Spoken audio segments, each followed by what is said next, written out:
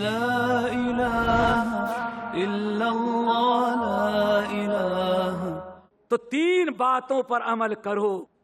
اللہ اکبر۔ Number 1، اصدق الحدیث اذا حدثتم، جب بات کرنا تو سچی بات کرنا۔ ہم دنیا میں سچائی کو عام کرنے کے لیے آئے ہوئے ہیں۔ نمبر 2، وعدوا اذا اؤتمنتم، امانت دار بن جانا، کبھی خیانت نہ کرنا، امانت داری اپنے اندر پیدا کرو۔ نمبر 3، اگر چاہتے ہو کہ اللہ محبت قبول کرے تو تیسری چیز ہے وَأَحْسِنْ جَوَارَ مَنْ جَاوَرَكَ، اپنے پڑوسیوں کے ساتھ اچھا سلوک کرنا۔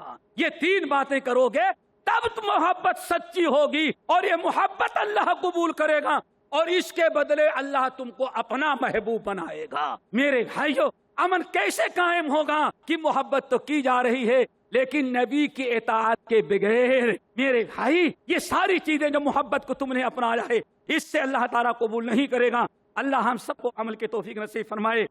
پانچویں چیز میرے بھائیو، جس پر کافی گفتگو ہو چکی ہے، عدل و انصاف۔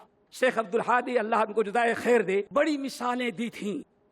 آج دنیا کیا کر رہی ہے؟ میڈیا سے لے کر کے صدر جمہوریہ جو کرسی پہ بیٹھتا ہے، صدر ملک، وہ بھی انصاف سے خالی ہے۔ قاری صاحب نے کچھ انصاف کی طرف، انصاف کیسے؟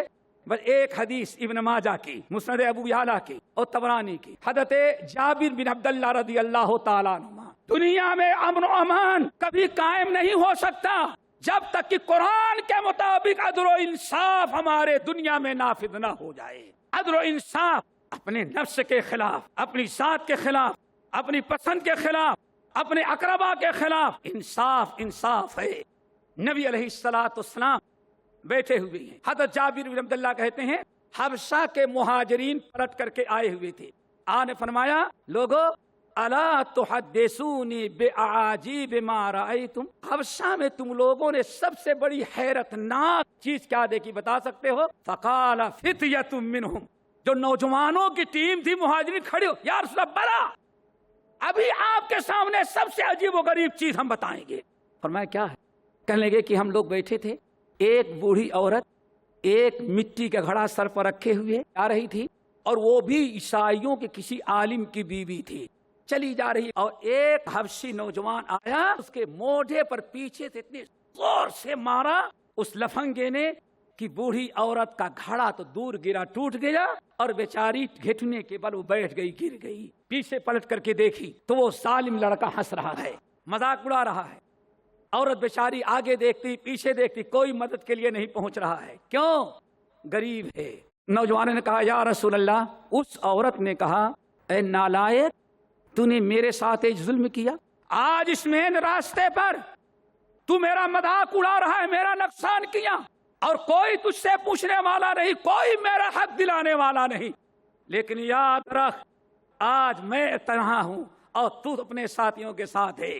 رب نے قیامت کا فیصلہ کیا ہے، قیامت آئے گی، اللہ تعالیٰ اولین والآخرین کو جمع کرے گا، اور میں بھی وہاں رہوں گی اور تو بھی رہے گا۔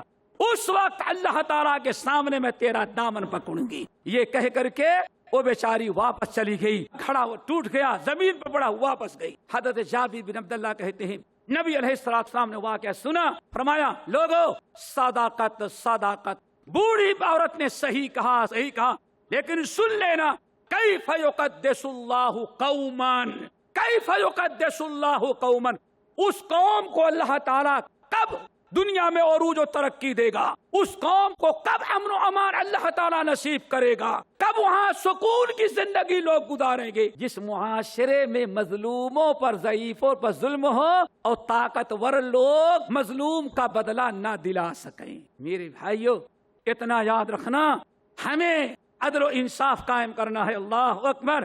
امام طبرانی رحمت اللہ علیہ نے، اور اسی طرح سے امام ابن سعد رحمت اللہ نے نقل کیا، اللہ اکبر، حضرت عبداللہ بن رواحہ مشہور صحابی ہیں، نبی علیہ السلام نے ان کو یہودیوں کے پاس خیبر بھیجا اور فرمایا تم چلے جاؤ خیبر میں جو یہودیوں کا کھجور کا درخت ہے، اور اندازہ لگا لو کہ کھجور کتنا ابھی سوکھا ہے، کیونکہ اس سے حکومت کا حق لینا تھا، تو آج جا کر کے دیکھ لو یہ کتنا ابھی تازہ ہے اور پھر سوکھنے کے بعد کتنا ہوگا۔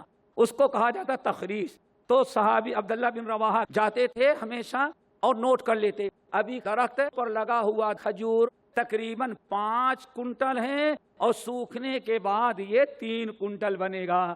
تو اسی حساب سے نبی علیہ السلام ان سے معاملہ کیا کرتے تھے. ایک مرتبہ عبداللہ بن رواحہ رضی اللہ تعالیٰ عنہ گئے تو یہودیوں نے سونے چاندی کے زیورات درہم و دینار اکٹھا کیا اور لا کر کے عبداللہ بن رواحہ کو دیا. کہا یہ کیا ہے؟ کہا ایسا کرو نا، محمد تو وہاں آئے، محمد وہاں آئے مدینے میں، یہ اتنا لے لو، اپنا جیب گرم کر لو اور 5 کنٹل کے بجائے 3 ہی کنٹل لکھ کے جا کے بتا دینا، ہمارا بھی فائدہ اور تمہارا بھی فائدہ. جس کو کہتے ہماری بھی پاکٹ گرم تمہاری بھی پاکٹ گرم، لے جاؤ. اللہ اکبر. زندگی میں ایک مرتبہ رشوت دینا چاہا. اور عدل و انصاف ذرا دیکھو، اور یہودی علماء کا تبصرہ اس کے زمرے پر. حضرت عبداللہ بن رواحہ نے کہا ویحکم انکم لانتم الی ابغض من القردۃ والخنازیر. اے یہودیوں بھاگو یہاں سے، اپنا مال سونا لے کے جاؤ. اللہ کی قسم یہ تمہارے گدھے گھوم رہے ہیں، یہ تمہارے کتے گھوم رہے ہیں. تم اپنے کتے اور گدھوں سے بھی زیادہ تم میرے نزدیک ذلیل ہو. کیوں؟ وہ کتے اور گدھے ہو کر کے رشوت نہیں دیتے، تم انسان ہو کر کے رشوت دیتے ہو. اللہ اکبر. آج تک تمہارا کتا اور تمہارے محلے کا گدھا جو ہے، اتنے دن سے ہم آتے ہیں، کبھی اس نے رشوت نہیں دیا، کبھی ہم کو رشوت نہیں پیش کیا. وہ تو گدھا ہو کر کے اور وہ جانور ہو کر کے رشوت سے بچتا ہے اور تم نہیں بچتے. تو یہودیوں نے بڑی سازش ان کی ہوتی ہے کہ اچھا تب تو پھر آپ سے عدل و انصاف کی کوئی توقع نہیں کر سکتے. کیوں؟ کہا جب ہم کو جانوروں سے بدتر سمجھتے ہیں تو اب ہمارے ساتھ انصاف کیا کریں. اللہ اکبر. اب ذرا غور سے سنو، یہ ہے امن و امان قائم ہوگا کب؟ جب اس دنیا کے اندر عدل و انصاف کا معاملہ کیا جائے. حضرت عبداللہ ابن رواحہ نے کہا میرے نزدیک پورے کائنات میں سب سے زیادہ محبوب شخص جو محمد صلی اللہ علیہ وسلم ہیں، ہم ان کی طرف سے آئے ہیں اور آئے ہیں سب سے مبغوض ترین انسان کی طرف. لیکن یاد رکھنا نبی کی محبت اور تمہاری نفرت ہمیں نا انصافی کرنے پر آمادہ نہیں کر سکتی. تمہاری نفرت اپنی جگہ پر، لیکن میں عدل و انصاف سے کام کروں گا، معمولی سبھی انصافی نہیں کروں گا. یہودیوں نے کہا وہ کان کھول کر کے سنو، وَبِهَذَا قَامَتِ السَّمَاوَاتُ وَالْأَرْضُ. اور اے دنیا کے لوگوں سن لو، آج تک یہ زمین اور آسمان جو قائم ہے ان مسلمانوں کے عدل و انصاف کی برکت سے قائم. اگر یہ مسلمان تمہارے جیسے رشوت خور ہو جاتے اور نہ انصافی کرنے لگتے تو یاد رکھو اب تک نہ آسمان قائم رہتا نہ زمین قائم رہتی. پتہ چل گیا یہ زمین اور آسمان اور دنیا کا قائم رہنا کب تک ہے دوستو؟ جب تک عدل و انصاف ہو. اللہ تعالی ہم سب لوگوں کو ان باتوں پر عمل کرنے کی توفیق نصیب فرمائے. عدل و انصاف کرو اپنوں کے ساتھ، غیروں کے ساتھ. اور یہ 5-6 باتیں جو بتائی ہیں ان میں ایک استغفار بھی ہے. 6 باتیں اللہ تعالیٰ سے دعا کرو ہم سب کو یاد رکھنے اور عمل کرنے کی توفیق نصیب فرمائے. اور یہ 6 باتیں ہمارے اندر ہیں، جب تک باقی رہے گی تب تک امن و امان قائم رہے گا. اقول قولی ھذا واستغفر اللہ من کل ذنب واتوب الیہ. لا إله إلا الله لا إله إلا الله لا إله إلا الله ما لنا رب سواه. لا إله إلا الله لا إله إلا الله لا